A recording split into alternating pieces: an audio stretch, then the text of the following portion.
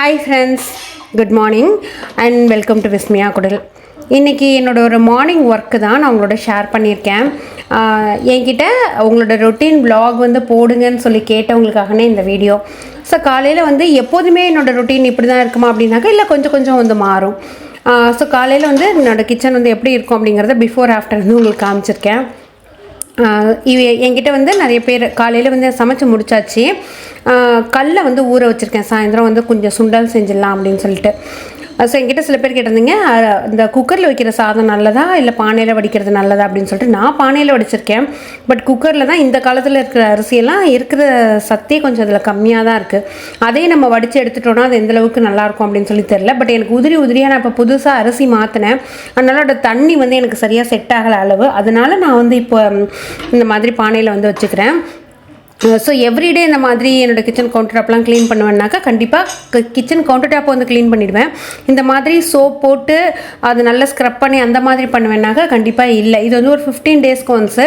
ஆனால் இப்போ வந்து கொஞ்சம் நான் விண்டோஸ் வந்து ஓப்பன் பண்ணி தான் வச்சுருப்பேன். இந்த பிளைண்ட் வந்து பின்னாடி போட்டிருக்கேன்ல, அது வந்து கொஞ்சம் எப்போதுமே ஓப்பனில் தான் இருக்கும். ஆப்போசிட்லேயும் சரி, பக்கத்துலேயும் இந்த கன்ஸ்ட்ரக்ஷன் ஒர்க்கு, இந்த பட்டி தேய்ப்பாங்க பார்த்தீங்களா, பெயிண்ட் அடித்து, அதெல்லாம் நடக்கிறப்ப கொஞ்சம் டஸ்ட் ஆகுது. அதனால் வாரத்துக்கு ஒரு தடவை இந்த மாதிரி கழுவ வேண்டியதாக இருக்குது எனக்கு கேஸ் ஸ்டவ்லாம். ஸோ அதுக்கு நான் வந்து 3 பார்ட்டாக வந்து பிரிச்சுக்கிட்டேன். வெட் ஏரியாவை வந்து தனியாக க்ளீன் பண்ணுறேன், ப்ளஸ் இந்த மாதிரி குக்கிங் ஏரியாவை கவுண்டர் டாப்பை வந்து தனியாகவும் என்னோடய ஐலாண்டை வந்து தனியாகவும் பண்ணலாம் அப்படின்னு சொல்லிட்டு கொஞ்சோட ஹாட் வாட்டரில் நம்மளோட அந்த டிஷ்வாஷர் லிக்விட் வந்து போட்டுட்டு, டிஷ்வாஷ் லிக்விடு தான். ஸோ அந்த லிக்விடை வந்து போட்டுட்டு இந்த மாதிரி நல்ல அந்த செவுரு, அதுக்கப்புறமா வந்து அந்த டைலில் கொஞ்சம் லைட்டான ஒரு பிசுக்கு வந்து வந்திருக்கும். அது இந்த அளவுக்கு கொடுமையான கிச்சன் இப்போ ரீசெண்டாக இருக்கிறதுக்கு காரணம், நேற்று வந்து முறுக்கு செஞ்சேன். முறுக்கு மாவு வந்து லாஸ்ட் இயர் அரைச்சது வந்து கொஞ்சம் ஃப்ரிட்ஜில் வச்சுருந்தேன். சரி, தீபாவளிக்கு நம்ம புதுசாக தான் மாவு அரைப்போம், இருந்தாலும் இதை வந்து செஞ்சு பார்ப்போம். ஏன்னா இந்த கையில் சர்ஜரி எல்லாம் பண்ணதுக்கு அப்புறமா அந்த முறுக்கச்செல்லாம் பிடிக்க முடியுதா இல்லையான்னு சொல்லி எனக்கு தெரியல. சரி, நினச்சிட்டே இருக்கிறதுக்கு ஒரு தடவை செஞ்சு பார்த்து டெஸ்ட் பண்ணிட்டோன்னா இப்போ ஏதாவது குட்டி குட்டியாக கரெக்ஷன் வந்து நமக்கு எதாவது மிஸ்டேக் பண்ணியிருந்தாலும் தீபாவளி டயத்தில் வந்து கரெக்ஷன் வந்து பண்ணிக்கலாம் அப்படின்னு சொல்லிட்டு அதை வந்து முறுக்கு வந்து சுட்டேன். ஒரு 3/4 படி இல்லைன்னா 1/2 படி இருக்கும், அந்த மாதிரி சுட்டு வச்சுருந்தேன்.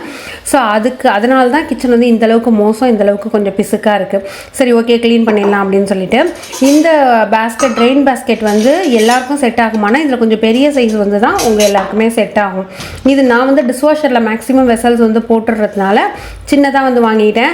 இதில் என்ன ஒரு பெனிஃபிட்னா, கவுண்டர் டாப்பில் வந்து அந்த கரையோ ஒரு மாதிரி ட்ரை ஆகி அப்படியே வாட்டர் மார்க்கெல்லாம் இருக்கும், பிளாக் கலரில் நீங்கள் வந்து கிரானைட்டு போட்டிருந்தீங்கன்னா அதெல்லாம் வந்து இருக்காது. ஸோ ரொம்ப நல்லா தான் இருக்குது, பார்க்குறதுக்குமே ஒரு லுக் வைஸ் ரொம்ப நீட்டாக இருக்குது. எனக்கு எப்போதுமே கிச்சனில் அந்த பேஸ்கெட் வைக்கிற இடம் மட்டும் நீட்டாக இருந்தால் தான் பிடிக்கும். ஸோ அதுக்காக இந்த மாதிரியும் வாங்கினேன். ரொம்பவே நல்லாயிருக்கு. வேணும்னாக்கா உங்களுக்கு நான் லிங்க் வேணால் கொடுத்து டிஸ்கிரிப்ஷனில் கொடுக்குறேன்னு செக் பண்ணிக்கோங்க. எதெல்லாம் டிஷ்வாஷரில் போட முடியாது, இப்போ உடன் சாப்பிங் போர்டாக இருக்கட்டும், அதுக்கப்புறமா இந்த அயன் ஐட்டம்ஸு, அந்த காஸ்ட் அயன் அதெல்லாம் வந்து போட முடியாது. ஸோ அதெல்லாம் மட்டும் நான் கையால் விளக்கி வச்சிடுறது. இந்த ஆர்கனைசரில் அந்த இடத்த வந்து க்ளீன் பண்ணி வச்சுட்டு அங்கே வந்து அரிசியை தூக்கி வச்சுட்டேன். ஏன்னா அரிசி வந்து நான் நைட்டே ஊற போட்டுட்டேன்.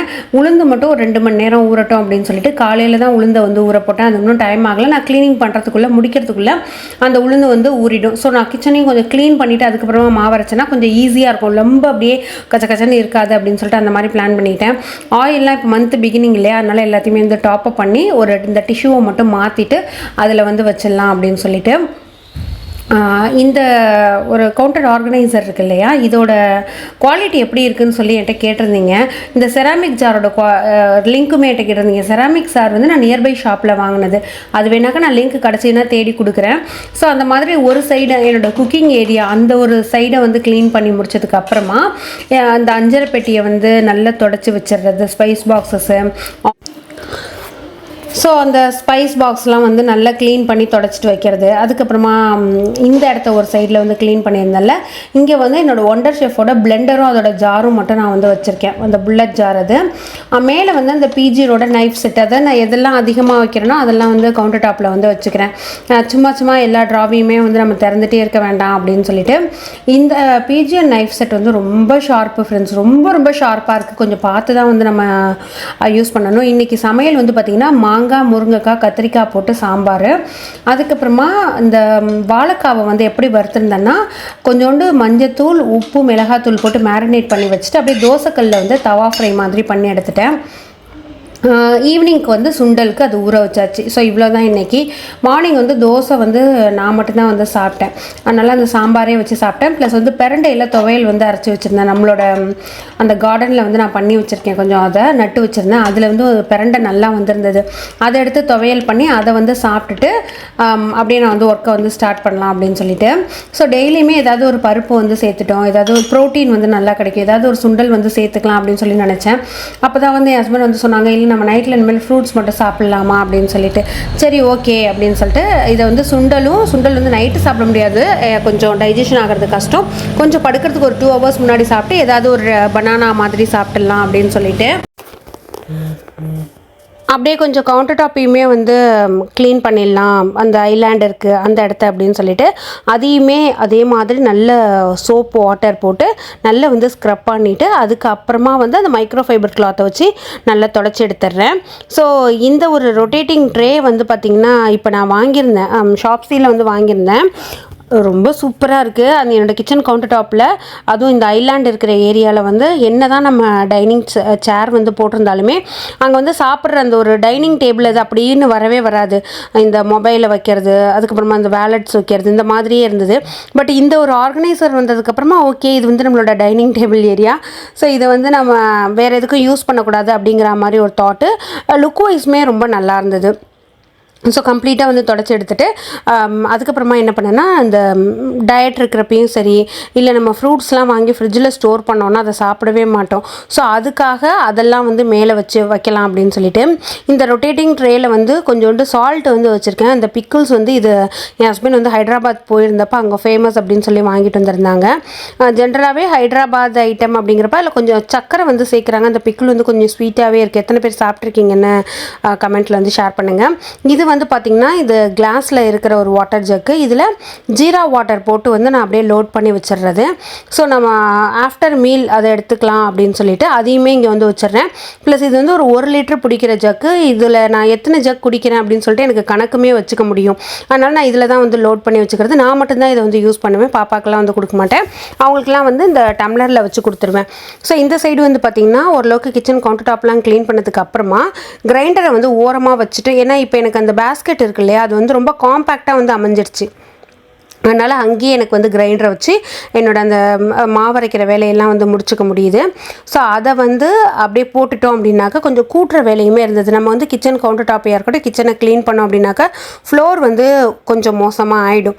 அதனால் அதெல்லாம் கூட்டி ஒதுக்கி வச்சுட்டு அதுக்கப்புறமா வந்து என்னோடய மார்னிங் நான் என்னோடய பிரேக்ஃபாஸ்ட் சாப்பிட்றது அது எல்லாமே வந்து பண்ணுறது. இன்னொன்று வந்து பார்த்திங்கனாக்கா, இப்போ வந்து ஒரு அக்கா எனக்கு ஹெல்ப்புக்கு வராங்க.